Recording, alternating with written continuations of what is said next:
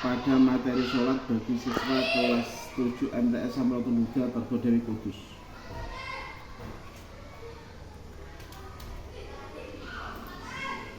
Latar belakang pendidikan agama Islam PAI tidak hanya menekankan pada kognitif, tapi juga pembentukan karakter dan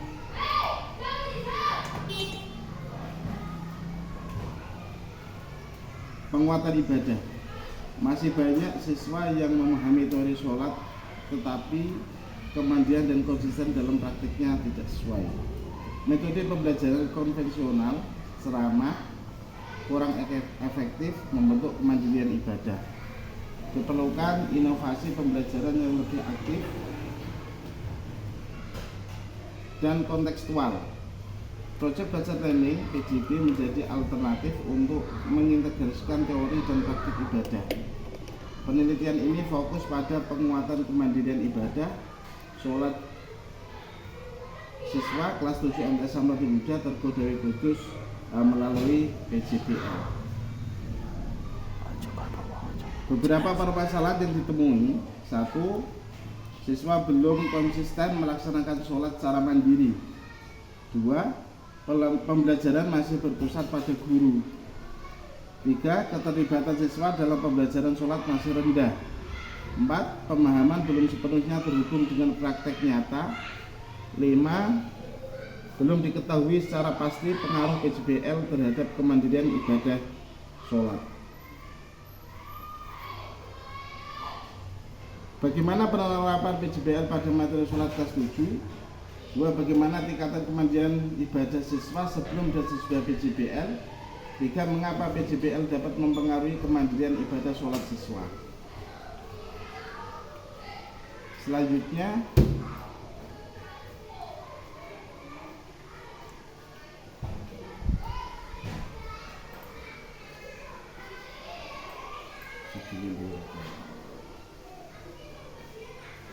manfaat penelitian. 1. Manfaat secara teoritis. 1. Memperkaya kajian pedagogi PAI. 2. Mengembangkan teori pembelajaran berbasis pendidikan agama. Manfaat secara praktis bagi siswa. 1. Meningkatkan pengalaman belajar aktif. 2. Mendorong kemandirian dalam beribadah. Bagi sekolah, menjadi bahan evaluasi pembelajaran PAI. 2. Meningkatkan mutu pembelajaran ibadah. Bagi penelitian selanjutnya, yaitu referensi penelitian terkait PJBL dan kemandirian ibadah. Bab 2, kajian pustaka. Beberapa penelitian terdahulu menunjukkan bahwa Project Based Learning PJBL efektif meningkatkan 1. Dapat berpikir kritis. 2. Motivasi belajar. 3. Pemahaman materi PAI. 4. Karakter mandiri siswa. Namun penelitian ini sebelumnya lebih fokus pada aspek kognitif dan karakter umum.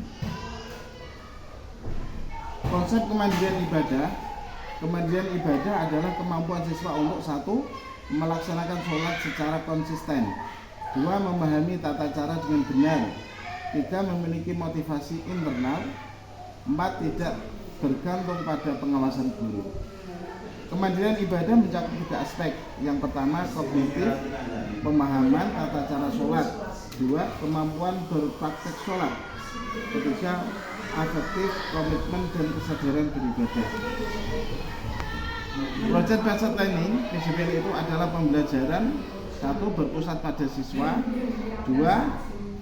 Pembelajaran yang menggunakan proyek nyata. 3. Melibatkan eksplorasi praktek dan refleksi. Langkah-langkah yang dapat dilakukan dalam pembelajaran secara PJBL. Yang pertama, pertanyaan yang mendasar. 2. Perencanaan proyek. 3. Menyusun jadwal. 4. Monitoring proses.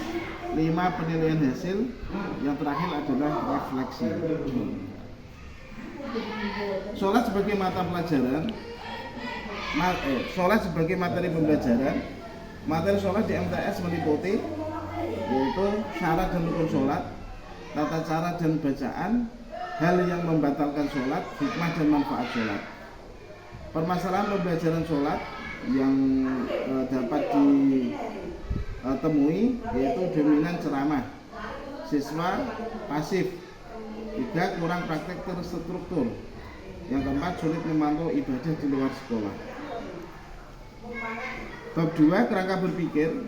Penerapan BJBL pada materi sholat, aktivitas proyek, eksplorasi praktek, presentasi, refleksi, penguatan aspek kognitif, psikomotorik dan afektif, meningkatkan kemandirian ibadah siswa.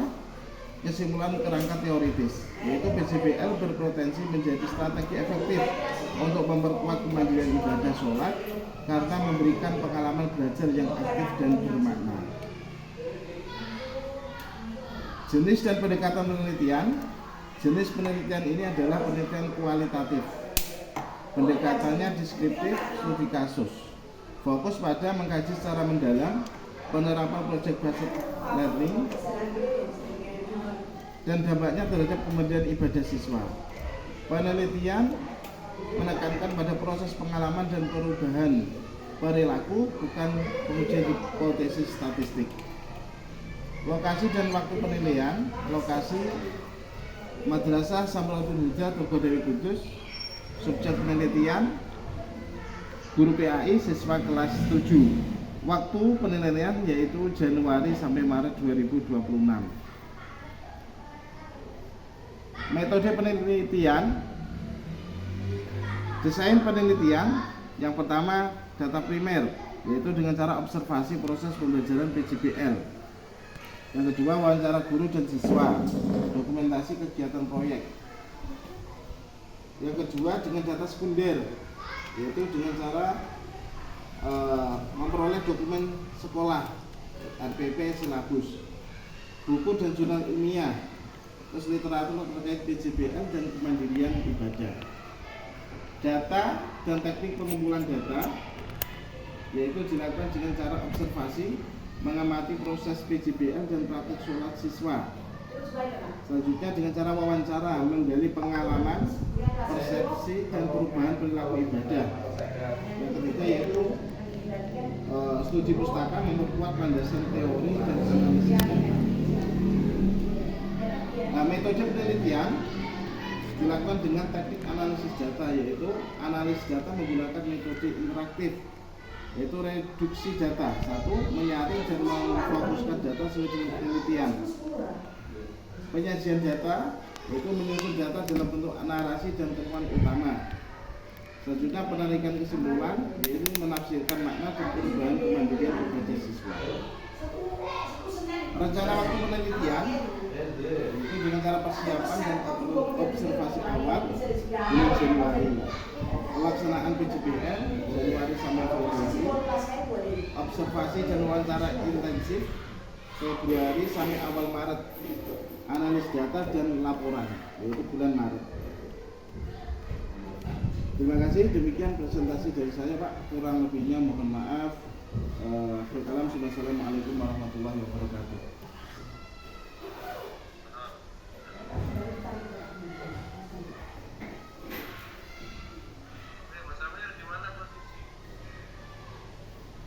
Posisi di sekolah, Pak, ini, Pak. Alamatnya di Desa Tergo, Kecamatan Dawi, Kabupaten Kudus, Jawa Tengah, Pak.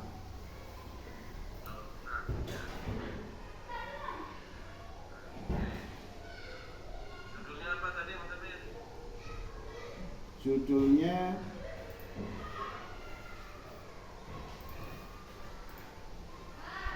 Penguatan Kemandirian Ibadah melalui Inovasi Project Based Learning pada materi sholat bagi siswa kelas 7 Madrasah Samratul Huda, Togodewi Kudus, Pak.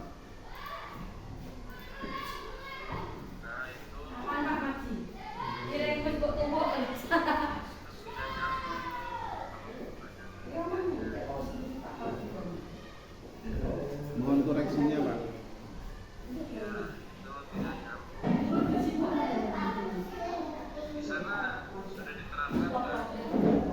Sudah, Pak.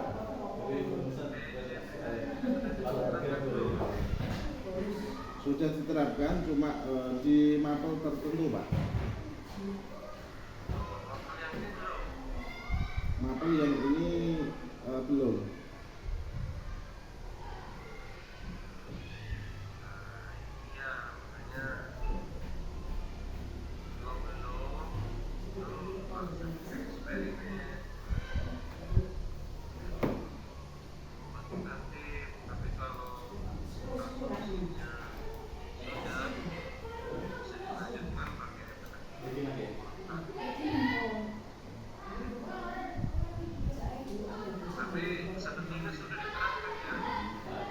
Sudah, hanya belum maksimal, Pak.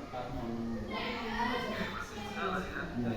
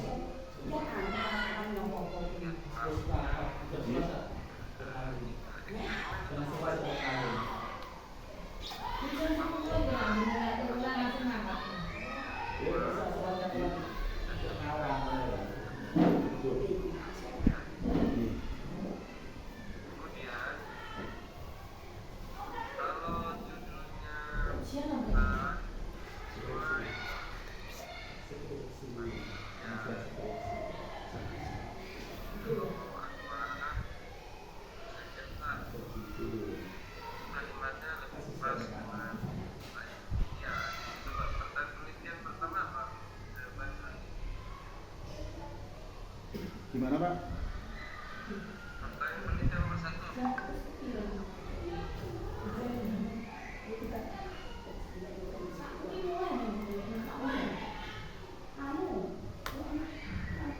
Bagaimana penerapan PJBL pada materi sholat di kelas 7?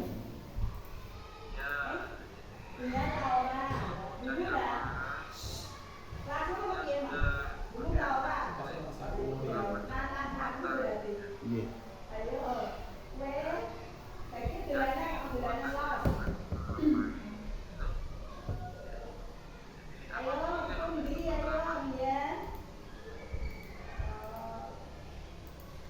Penerapan kemandirian ibadah melalui inovasi proyek basic learning.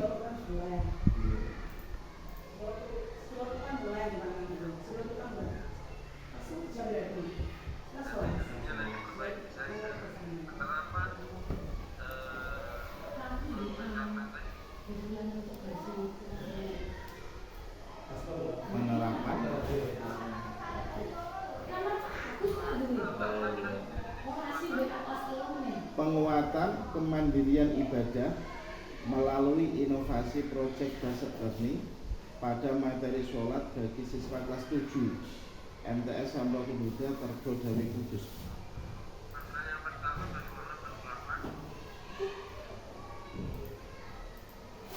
Bagaimana penerapan PJBL pada materi sholat di kelas 7?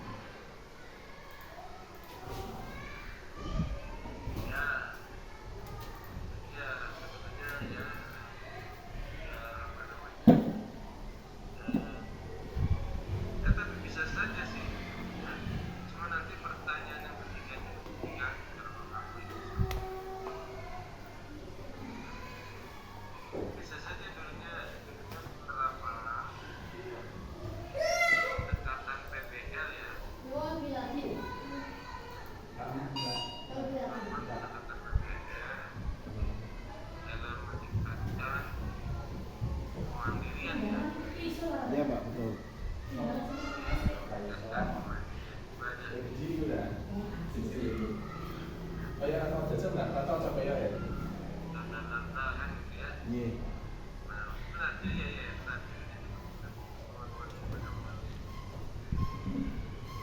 Penerapan pendekatan PJBL dalam meningkatkan kemandirian ibadah. Kalau penguatan manajemen melalui inovasi sudah nyambung sama pertanyaan penelitian. Oh, gitu. Kalau pas ujian nanti malah pokok nantinya nih dari aman saja. Jadi saya kira lebih mudah dan tadi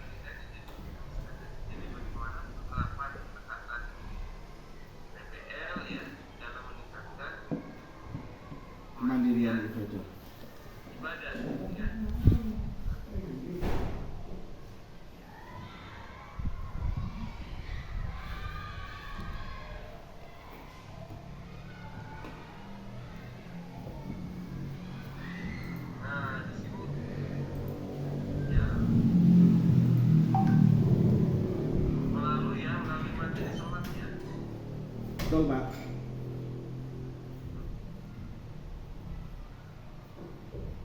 Jadi itu ya. Nah, baru nanti pertanyaan utamanya adalah bagaimana penerapan pendekatan PPL tuh, ya kan? Yang keduanya bagaimana kemandirian beribadah, ya. Nah, yang ketiganya jangan mengapa.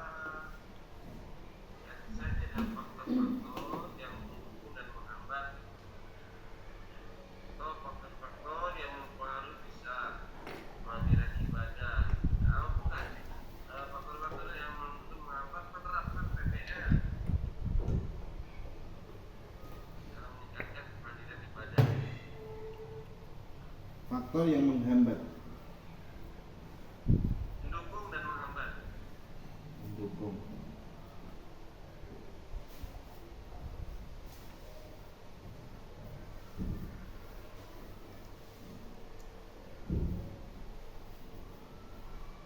Sebelumnya apa pertanyaan kedua?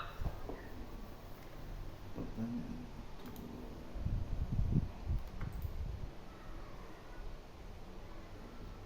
Bagaimana tingkat kemandirian ibadah siswa sebelum dan sesudah melaksanakan PJBL? Oh iya, ini eksperimen nih. Gitu. Malamir mau kuantitatif. Pakai rumus statistik.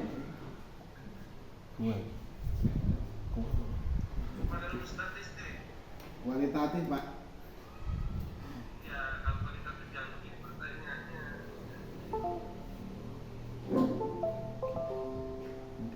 Nanti dia membandingkan antara sebelum dan Sesudah. sesudah PJBL. Nanti jatuhnya ke kualitatif eksperimen nantinya ya. Iya ya betul Pak. Kalau hampir nggak mau eksperimen ya pertanyaan rumusan masalahnya diganti kan. Jadi tadi bagaimana penerapan ya PPL ya Pada materi surat kelas 7. atau meningkatkan bagaimana kemandirian ibadah siswa ya kan dengan PJBL. Lalu kalau ketiganya faktor-faktor yang mendukung dan menghambat penerapan PJBL, baru nyambung sama kualitatif Iya. ya. Untuk pertanyaan yang kedua, Gimana ya? iya Pak. Untuk pertanyaan yang kedua berarti bagaimana tingkat kemandirian? Ya, bagaimana kemandirian ibadah siswa dengan penerapan PJBL? Tingkat kemandirian ibadah. Boleh, tapi jangan tingkat lah. Kalau tingkat nanti kualitatif. Bagaimana kemandirian ibadah siswa? Karena kualitatifnya.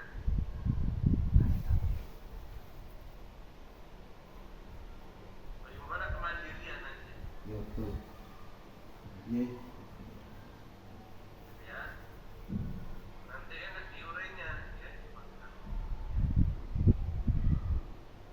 Jadi judulnya diganti penerapan Pendekatan PJBL. PJBL dalam meningkatkan ya Ya betul Pak. kemandirian ibadah siswa melalui atau pada mata pelajaran. Betul ya? Tuh. Oke. Nanti ya tentu satu jalan itu surat masalahnya bisa diteruskan lagi ya. Nanti tujuan pembelajarannya mengikuti ini rumusan masalah ya. Iya Pak. Tujuan pembelajaran, tujuan penelitian ya. Dia tujuan nanti menyesuaikan dengan itu yang di atas ya. Iya Pak. Oke. Iya Pak.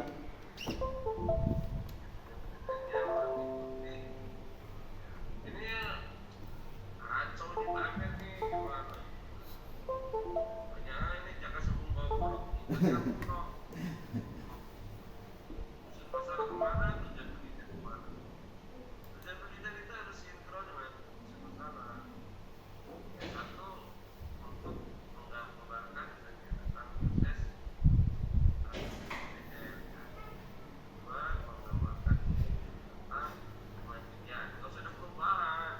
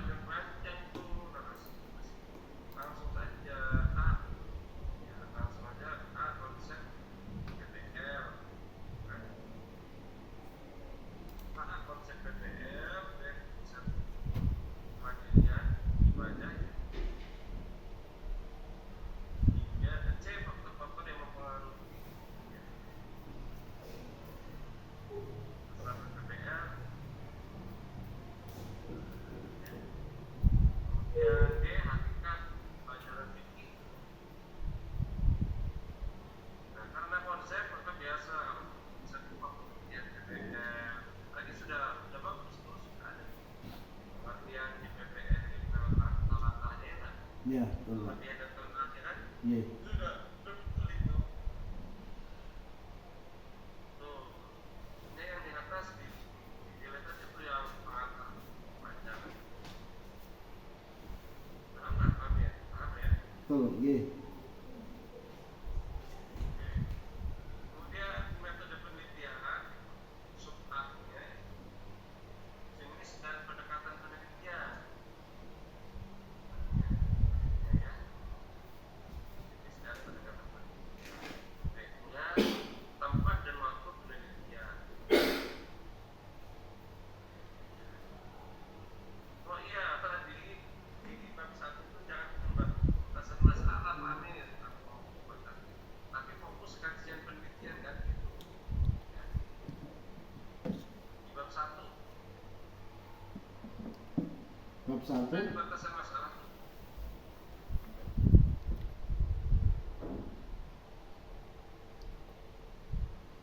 Batasan masalah diganti fokus kajian penelitian.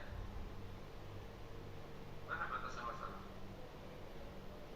Lewat. Di bab 1 ya, Pak. Iya. Manfaat penelitian. Nah, batasan tadi ada di atas. Di atas rumuskan masalah. Oh, niki. Oh, tidak tertulis ya. Belum, Pak. Perbaiki ya. Di perumusannya ada kok. Ya. Ganti dengan fokus kajian penelitian.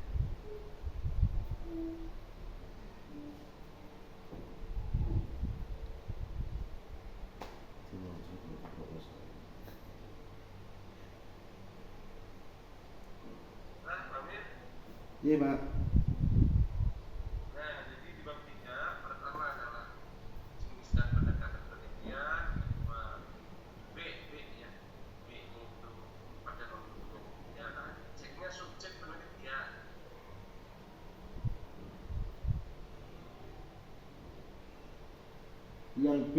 Yang B apa Pak tadi, Pak? Mohon maaf. Tempat dan waktu. Tempat dan waktu. C-nya subjek penelitian. Iya. D-nya teknik pengumpulan data. E-nya teknik analisis ya, analisa data ya.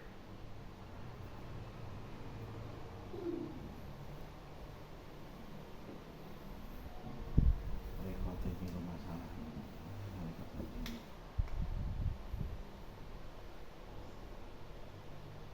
Ya, nanti yang lain-lainnya boleh kan. Oh, ada prosedur penelitian apa yang Iya, Pak. ini garis besarnya ya, rukunnya lah ya, setidaknya harus ya, ya. Berarti banyak-banyak baca lah ya. Yang lain, ya, alurnya ya. Nanti misalnya waktu penelitian ada di Pak Amir gitu. Ya, dan seterusnya gitu ya. Terus seperti itu, setidaknya rukun ya.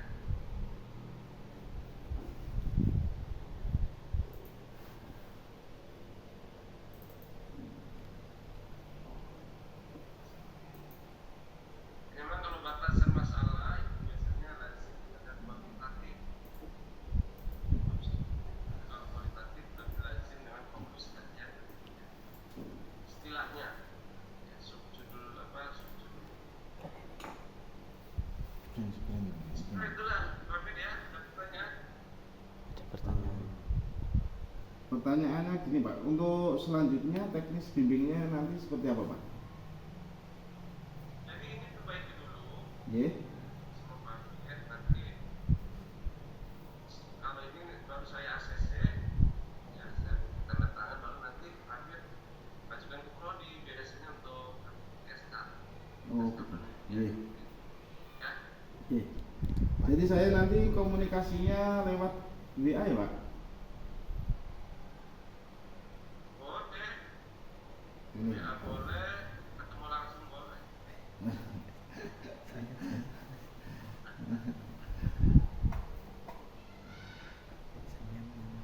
Ya, sebentar. Bapak Sunda ya Pak? Lewat WA pokoknya. Jauh lah nanti Banten lah itu. Iya. Kudus ya, Banten Kudus ya. Kudus Jawa Tengah Pak. Di bawah Larang Muria Pak saya tepatnya. Gimana? Di bawah Sunan Muria. Oh gitu ya. Ya kita PJJ namanya PJJ ya jarak jauh ya. Iya. Tidak ada ketemu-ketemuan, tidak ada temunya temu lewat. Tuh, jadi ini Pak Amin ini diperbaiki, ya, diperbaiki. Nanti hasil perbaikannya nanti tunjukkan ke saya. Nanti baru nanti saya ACC ya. Iya. ACC-nya berupa nanti tatanan digital. Iya. Nanti tampil ke prodi laporkan biar diterbitkan SK pendidikan. Iya Pak. Ya sekaligus nanya untuk pembimbingnya. Ya, bagus. Pak Amin ya, Pak ada yang ditanyakan lagi? Sebelum selesai Pak, saya mohon untuk izin screenshot Pak bagi laporan. Boleh. Iya.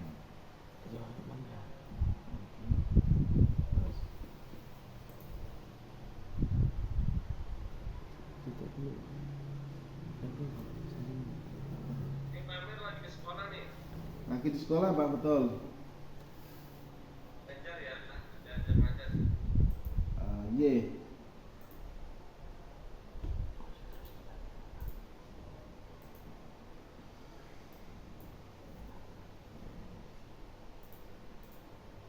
Bentar Pak, belum bisa.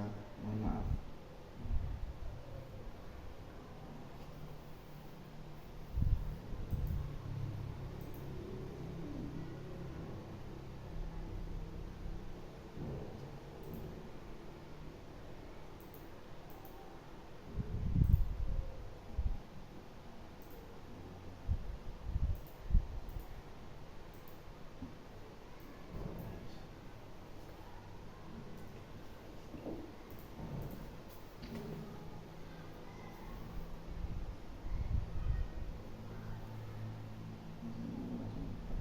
Pasta.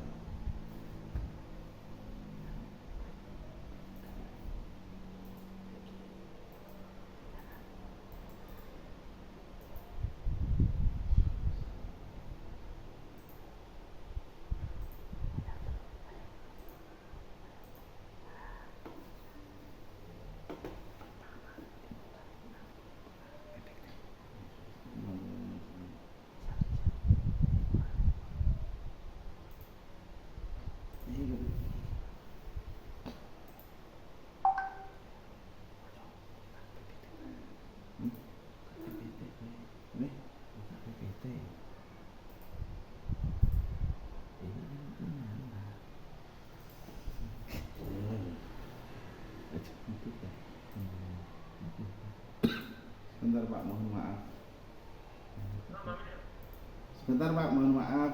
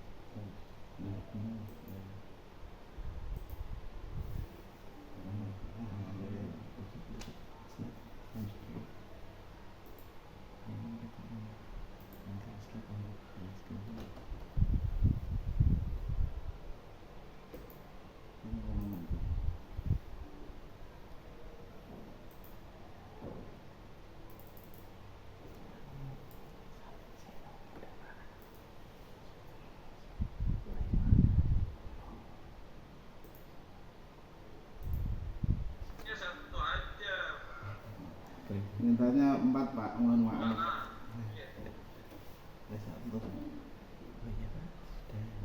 Ya, sudah, makasih Pak.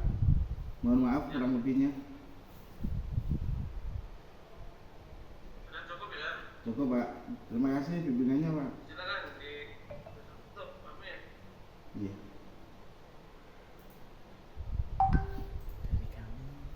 Ya. Terima kasih atas bimbingan dari Bapak Haji Duryana, dari saya atas nama Amir. Mohon maaf sekali apabila dalam penyampaian di seminar proposal ini ada kurang lebihnya, saya mohon maaf yang sebesar-besarnya. Dan saya juga mohon untuk nanti kedepannya bimbingan dan arahan yang memang saya harapkan dari Bapak.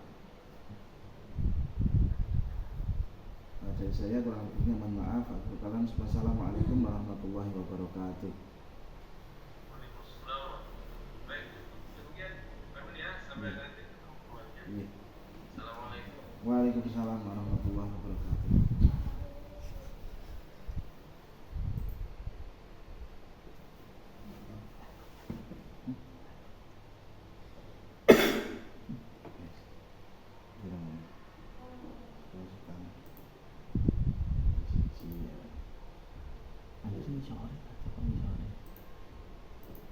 Barang yang dulu.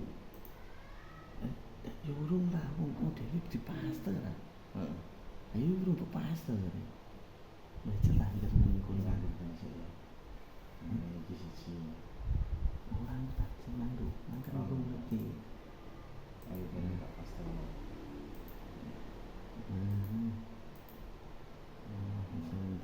Sampai ya. Masalah yang rekod. Iki wis. Ada.